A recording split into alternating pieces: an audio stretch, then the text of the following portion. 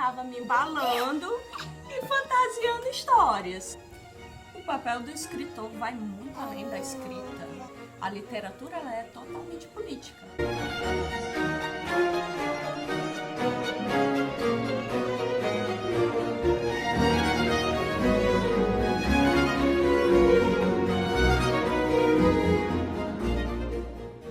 Eu comecei cedo a escrever. O histórico começaria mais ou menos assim. Eu percebi que eu tinha uma imaginação muito grande. E assim é interessante eu estar nessa rede, porque foi na rede que eu comecei as histórias. Eu ia para uma rede, ficava me embalando e fantasiando histórias. Aí então, como eu achava essas histórias muito interessantes, eu queria registrar elas para me lembrar delas depois, das histórias que eu fantasiava. E começou assim. Isso foi antes de eu me tornar uma leitora da grafia mesmo. Primeiro começou com as fantasias, e depois que quando eu comecei a aprender a ler e a escrever, que eu via que tinha outras histórias, eu comecei a registrar isso. Eu tenho uma história para contar e que as pessoas mereciam escutar essa história e dizer se gostavam, se não gostavam, ou se essa história poderia ser modificada pelo mundo delas, pela realidade delas, pela crítica delas. Então eu pensei, eu posso colocar essa história para o mundo. A partir do momento que eu apresento essa história para o mundo, ela já não me pertence mais. Ela pertence ao mundo, e é o mundo que vai fazer a leitura dele, que vai construir essa história. Então, ser escritora não é essa romantização que fazem, né? Porque creio que existe uma romantização do ser escritor, né? Não é uma coisa assim maravilhosa, assim, tipo, assim, é uma coisa inspiradora. Porque as pessoas, quando alguém diz, eu vou ser escritor, eles não fazem um link com os diversos tipos de escritores que existem, mas com os escritores que fizeram sucesso, né? Aqueles que conseguiram, né, se destacar, que venderam a sua história, fizeram muito sucesso e tal.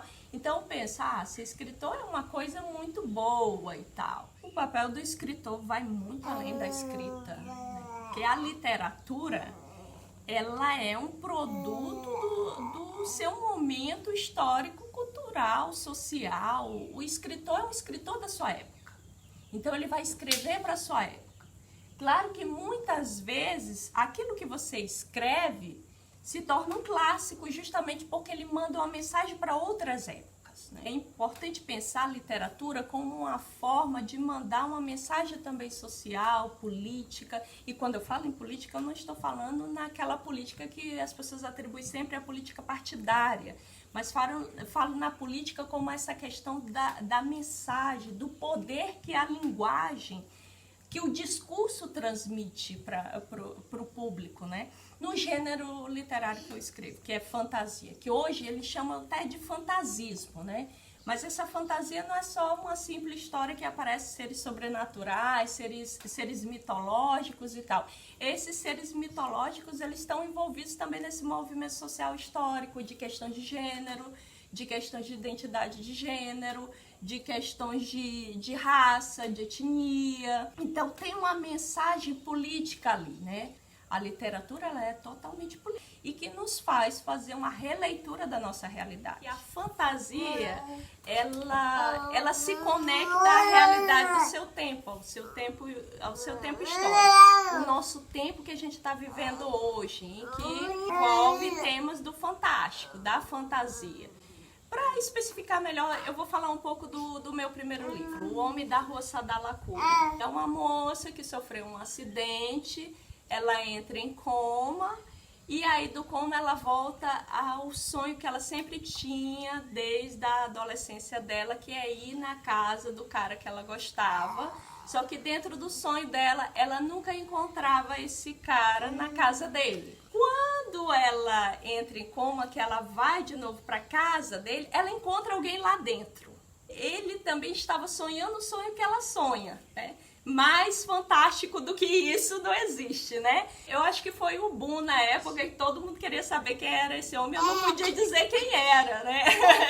Depois veio os livros de conto, né? Que é o Real do Irreal. O Real do Irreal é um livro de contos, todos sobre fantasias.